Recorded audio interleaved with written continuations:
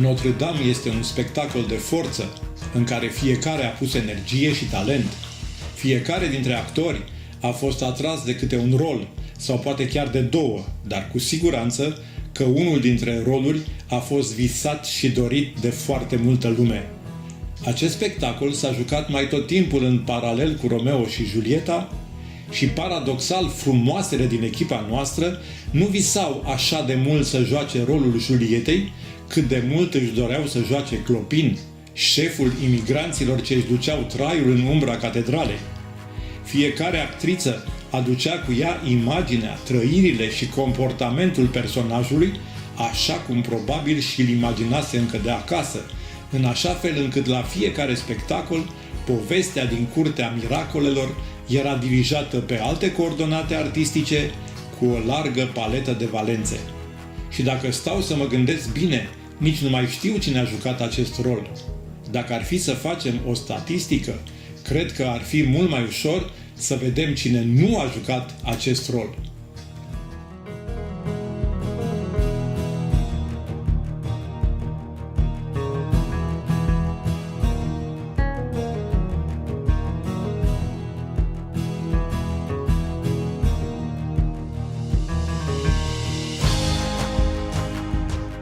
Pe lângă Clopin a mai fost un rol pe care a fost mare bătaie. E vorba de rolul principal din Chirița în provincie și cu siguranță ar fi balotaj dacă ar fi să aflăm care a fost rolul jucat de cele mai multe persoane. Dar despre Chirița să auzim numai de bine și să sperăm că o vom vedea cât de curând, atât în serialul nostru, cât și pe scenă. Timpul a trecut și emoțiile au sporit imediat după dramaticul incendiu al catedralei, noi toți considerând Notre-Dame un important simbol al spectacolului. Am schimbat pentru câteva reprezentații titlul musicalului în Iubind Notre-Dame. Cu acest prilej s-au schimbat din nou generațiile și cei mici au preluat cu entuziasm spectacolul și l-au fixat și ei la loc de cinste în sufletele lor.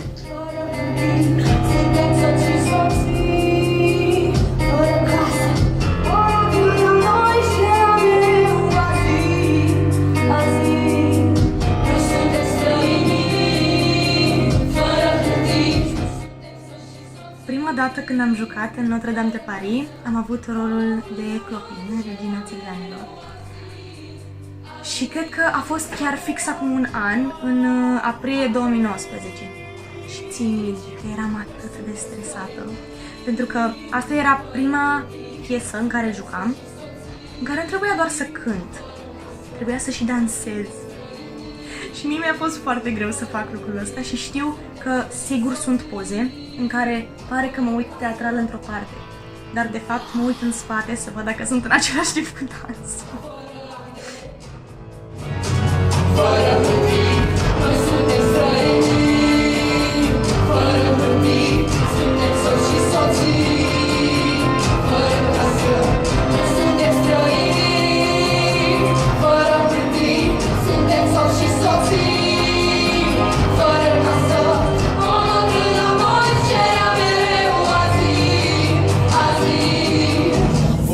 Piedicați orice încălcare a legii.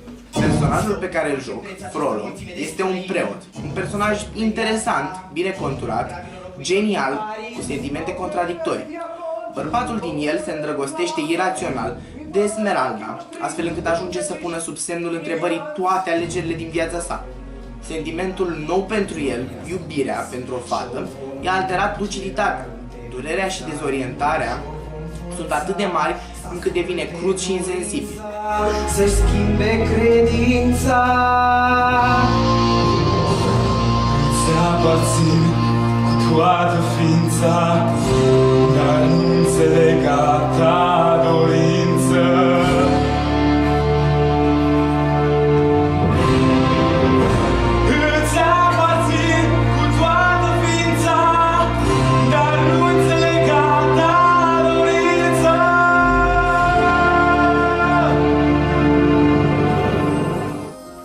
După ce mi-am dat seama de șansa pe care o primisem, am realizat și anvergura rolului pe care l-am primit. am realizat câtă muncă va trebui să depun pentru a ieși un spectacol cel puțin foarte bun. Cel puțin foarte bun din perspectiva mea. Și pentru zi dreptate de plină mi-au dat.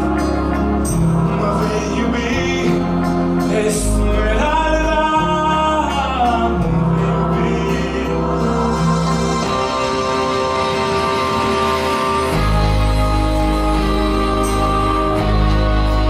Dar nu îți pasă, Esmeralda.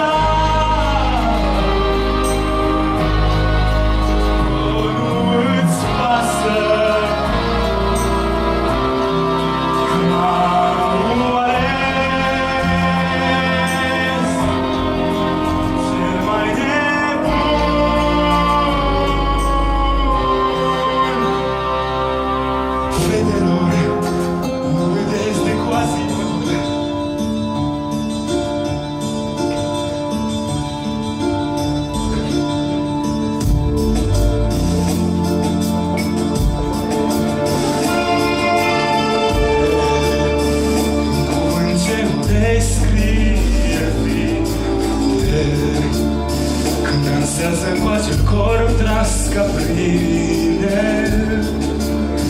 în armonie cu ritmul inimii ei, un dar divin ce i-a dotat de ochii mei. Mai bine nu m-aș fi născut un om sărman, și pentru ce să mă mai întorc la Notre-Dame? Va îndrăzni să dea cândva cu pietre în tine, puterea mea îi va întoarce răutate-a bine. O, Lucifer, lasă-mă în voia dorinței, să mângâi chipul cel frumos al Esmeraldei.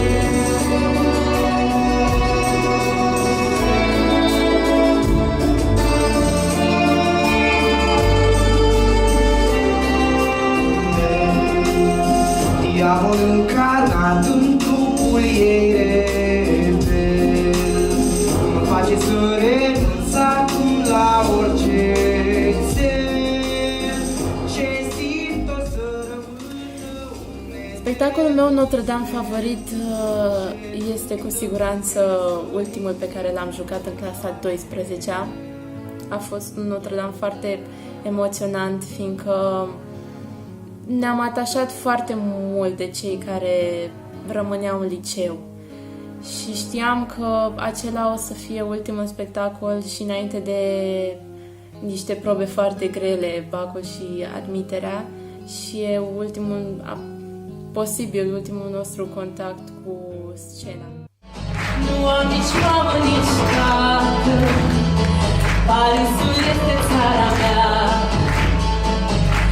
Dar când visez marea, mă cheamă valurile ei, spre munții Andaluziei.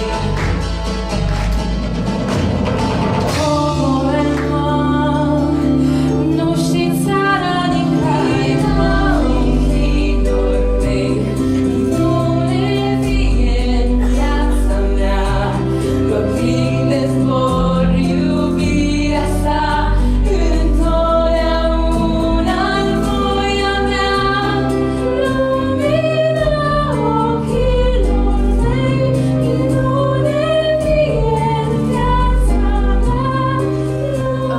Spectacolul care mi-a rămas în suflet, pe lângă, bineînțeles, primul spectacol în care am dansat și pe lângă spectacolul de la Teatrul Național, a fost spectacolul în care am avut pentru prima dată un rol în acest spectacol, mai exact Fleur de Lis, iubita generalului Phoebus. Și știu că, pe de-o parte, eram foarte fericită că pot să joc în acest spectacol, să am un rol în acest spectacol. Pe de altă parte, eram dezamăgită, pentru că trebuia să stau să calculez în ce dansuri pot să intru, în ce dansuri am timp să mă schimb și dansul sunt destul de simple încât să nu ajung la finalul lui să gâfâi și să îmi stau în bară vreo melodie. Și știu că, deși a fost un spectacol foarte activ pentru mine, pentru că din Flor de Lis mă schimbam din dans, Flor de Lis, stai, gândește-te să-mi prind părul în timpul dansului ca să se înțeleagă că sunt altă persoană și că n-am nicio legătură cu personajul Flor de Lis. Deși a fost o halababură din punctul ăsta de vedere, știu că mi-a făcut foarte mare plăcere acest spectacol să joc. Mi-a rămas în suflet și m-aș reîntoarce mereu la el. Nu căuta iubire și va fi mereu. Va fi o zi frumoasă ce azi ne vom căsători.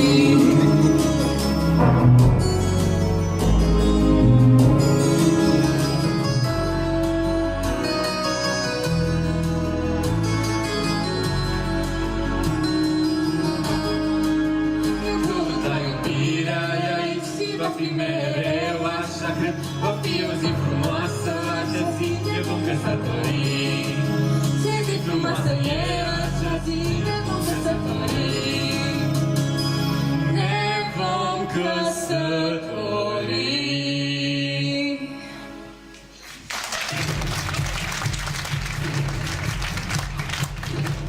Despre Notre Dame. A fost un rol super important pentru mine. În primul rând pentru că l-am moștenit de la Florescu, cum sunt majoritatea rolurilor mele, și pentru că majoritatea colegilor mei de la trupă vorbeau într-una despre Notre Dame de la Național, cât de mișto a fost, cum o să fie și anul acesta, că îl facem și mai bun. Și când am urcat atunci pe scenă, jucând Phoebus, a fost cel mai important rol până la momentul acela pentru mine și chiar dacă ar fi trebuit să am emoții, n-am avut chiar deloc și am jucat totul foarte natural, totul a curs foarte, foarte ușor. Și să nu mai zic că părinții mei și colegii erau super încântați de cum am jucat. Profesoarele 2 săptămâni mi-au zis la școală ce am jucat eu în Notre Dame. La ora de franceză a trebuit să povestesc povestea lui Quasimodo și a Esmeraldei, doar că eu nu vorbesc așa bine franceză. Da, tata aproape făcea valuri în sală, se ridica. Bravo Vlad, bravo Vlad, mulțumesc, mulțumesc. Șeful la fel, bravo, bravo! Și rolul ăsta a dus la un rol mult mai important al meu, la Romeo. M-a pregătit vocal în primul rând, pentru că melodiile lui Phoebus au fost foarte grele pentru mine în acel moment. Și m-au antrenat colegii mei și cu doamna Monica Ciută. Și sper că o să ducă și la roluri chiar mai importante în muzicile viitoare, cine știe.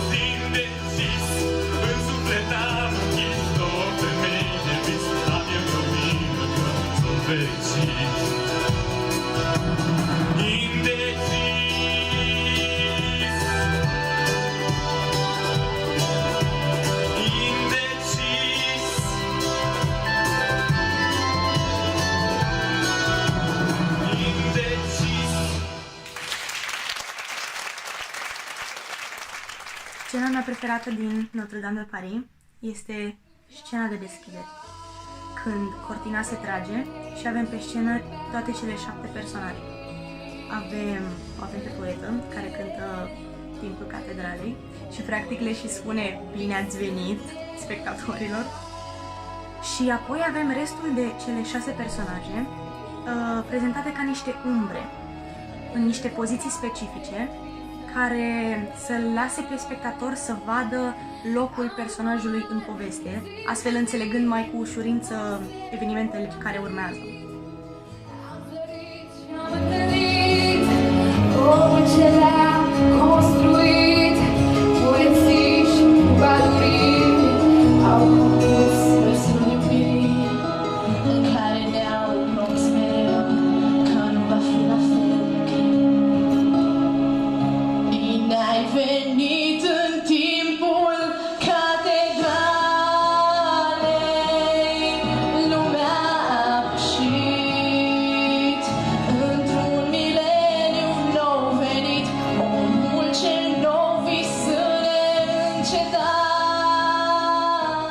este că ne gândeam cu ce să începem stagiunea nouă. Eram numai noi, fără cei mari care ne-au îndrumat pe tot parcursul liceului. Cel puțin la mine, parcursul la 3 ani, am fost îndrumată de ei și am văzut cum au reprezentat Notre Dame. Și am zis, ok, hai să facem Notre Dame, se poate, știu că putem să facem asta. Am reușit în 3 săptămâni să creăm un spectacol atât de frumos.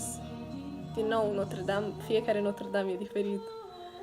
Și am fost atât de mândră să pot să joc cu niște oameni atât de talentați.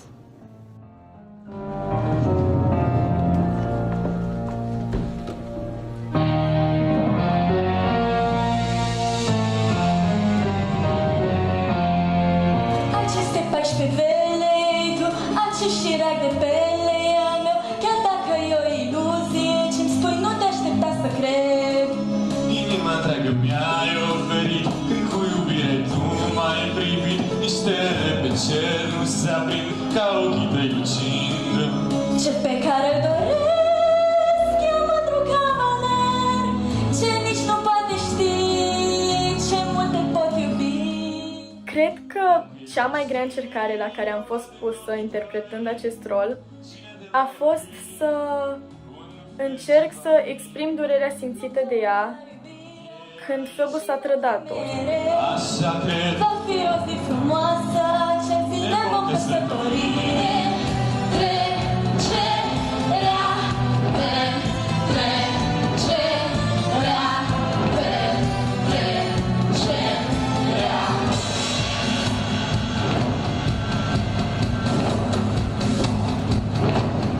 ei m-au ales cel mai nebun. Astăzi e ziua în care ei m-au botezat și pentru o zi dreptate deplină mi-au dat. Mă vei iubi, Esmeralda, mă vei iubi.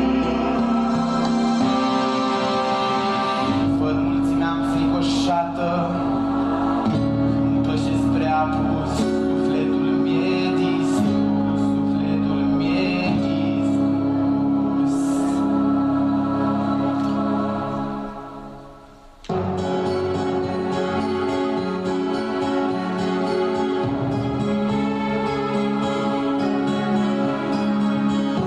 Orice-am de iubire ce-mi curge acum prin vene, de vină pentru nebunia mea, de ruta mea.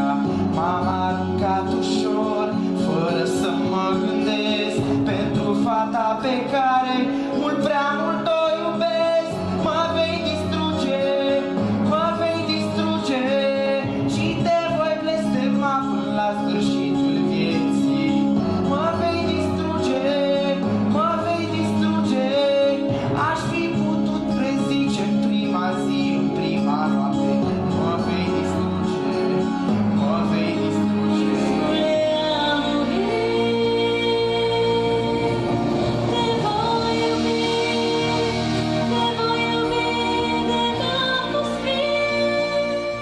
Am și muncit foarte mult pentru rolul acesta, am repetat mult, pentru că îmi doream să iasă foarte bine. Țin minte că în ziua cu spectacolul am avut ore de dimineață, pentru că era într-o miercuri. Și bineînțeles că nu mă puteam concentra, decât la faptul că poate începeam să cânt pe franceză, pentru că ascultasem foarte mult musical original în ultima vreme, la situația în care urma să-i dezamăgesc pe toți. Dar emoțiile acestea au dispărut treptat, odată ce am ieșit pe scenă și am realizat că nu am motive să-mi fie frică. Cu ajutorul colegilor, în actul 1, mă simțeam din ce în ce mai relaxată când mă întorceam în culise, iar în actul 2 deja mă simțeam în largul meu. Libera putem umbla și susțin cu primăvară. Eu pe străzi puteam dansa de un cântec pe chitară. Strig cu disperare unde i-ar mea buzimbare.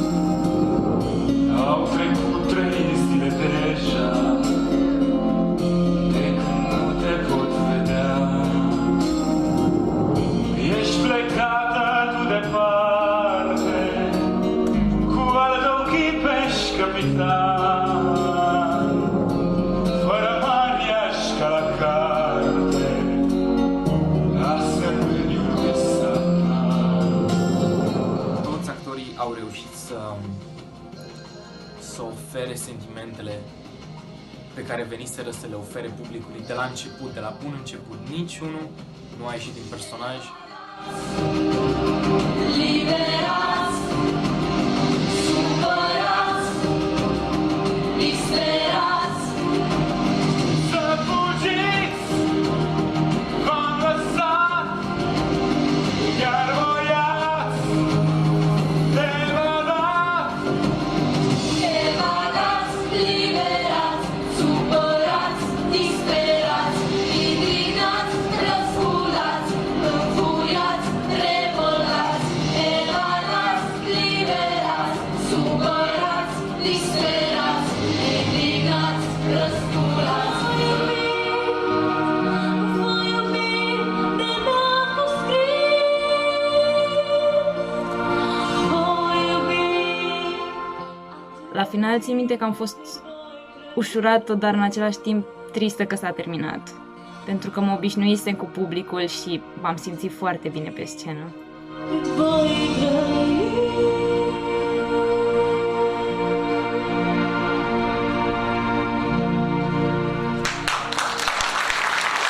După 4 ani în care privisem trupa Viano din scaunul de spectator și am intrat la liceu, am decis să încerc să fac parte din echipă. Ceea ce m-a impresionat cel mai mult și m-a făcut să vreau să fiu în trupă a fost emoția pe care colegii mei mai mari o transmiteau la fiecare spectacol. Începutul a fost timid, ca orice început de altfel.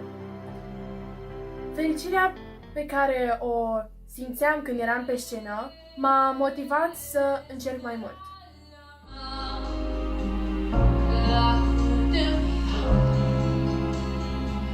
Și-a pierdut să văd, ea părea precum pasărea ce fără să vrea și-a pierdut aripa. Vezi că se închise la sante, degrabă sunt salvați, o vor condamna și-o vor spânzura, nu spuneți mai mult. Unde e Esmeralda mea? Acum Notre-Dame e trist fără ea. Ea părea precum pasărea ce fără să vrea și-a pierdut aripa.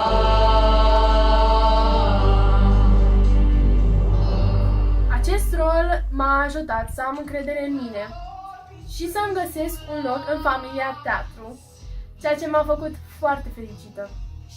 Oricând a jucat din nou rolul lui Clopin pentru a putea retrăi momentele extraordinare. Un Esmeralda, vrei să îndrumi pe această poetă de 2 lei, poetă de 2 lei. O voi lua și-o voi îndruma, te voi învăța ce e dragostea.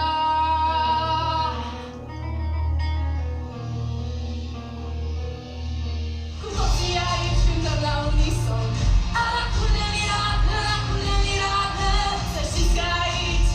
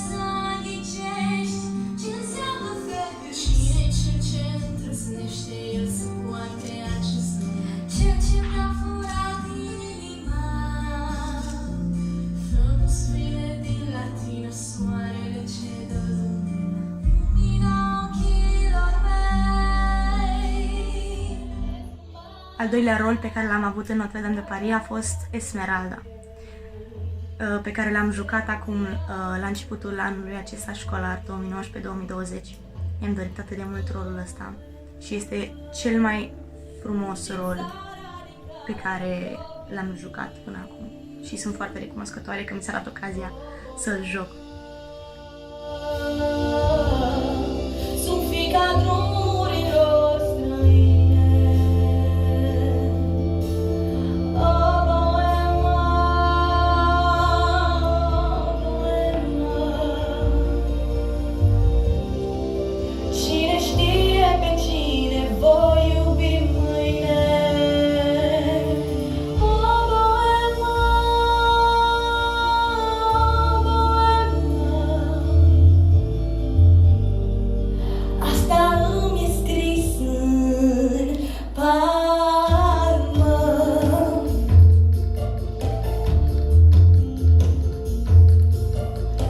Mi-am petrecut copilăria desculță prin munții din Provence. Drumurile erau nesfârșite, nesfârșite. Eu sunt sortită rătăcirii în căutarea iubirii. Voi alerga până la sfârșitul lumii, sfârșitul lumii. Un fluviu din Andaluzia îmi curge-n sânge, îmi curge-n vene. Cerul Andaluziei să-l văd îmi doresc, doar după el tângesc.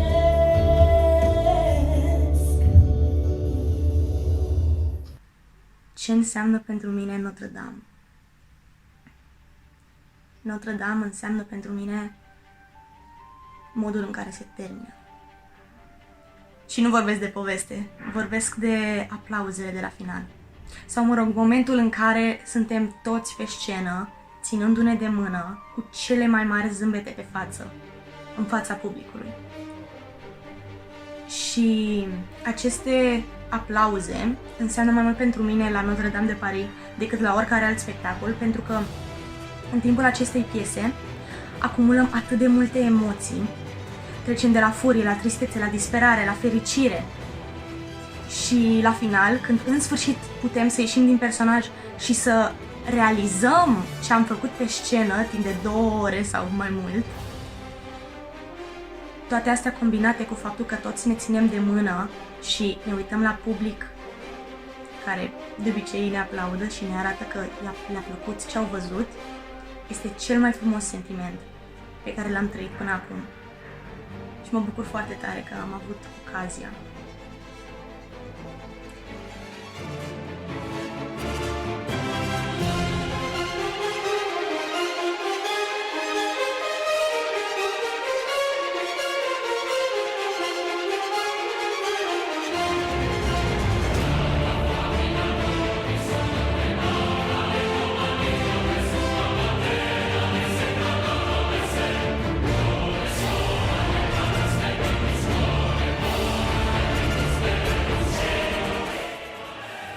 Spectacolul Notre-Dame de Paris este un spectacol foarte special pentru mine, pentru că Esmeralda e un personaj deosebit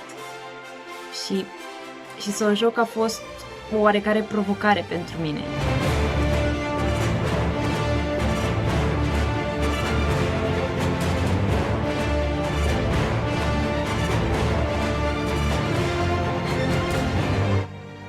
Nu am cuvinte ca să-i mulțumesc lui Dirigu pentru șansa oferită și câtă fericire mi-a adus în viață.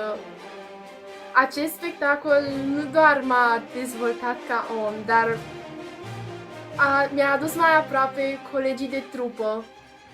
Notre-Dame de Paris, ca orice alt spectacol de altfel, ne-a apropiat, ne-a învățat să ne ajutăm unii pe alții, cu absolut tot, cu cântecele, cu prezența pe scenă. Pentru mulți dintre noi era primul rol pe care îl aveam în acest spectacol și a fost destul de greu. A fost minunat să simt emoția trăită pe scenă, să mă pun în pielea personajului și să văd reacția publicului. Și chiar cred că ce ne-a ajutat în realizarea unui spectacol atât de greu a fost faptul că eram prieteni foarte buni și muncit cot la cot la fiecare repetiție. De fiecare dată când am jucat acest spectacol a ieșit un spectacol foarte frumos și sunt mândră de asta.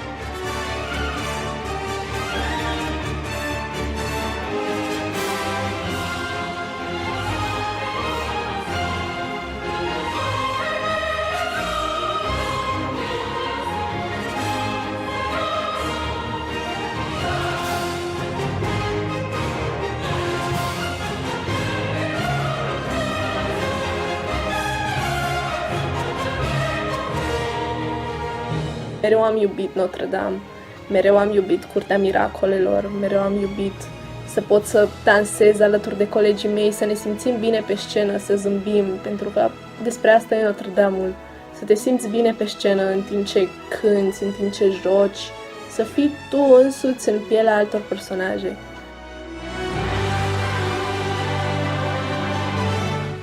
Am ajuns să înțeleg tragica povestea lui Quasimodo și a frumoasei sale Esmeralda, în așa hal încât de fiecare dată când mă gândesc la Catedrala Notre-Dame, la spectacol și la tot ce ține de dans, de muzică, de fiecare dată când mă gândesc la toate lucrurile astea, mă trece un fior pe care nu pot să-l explic.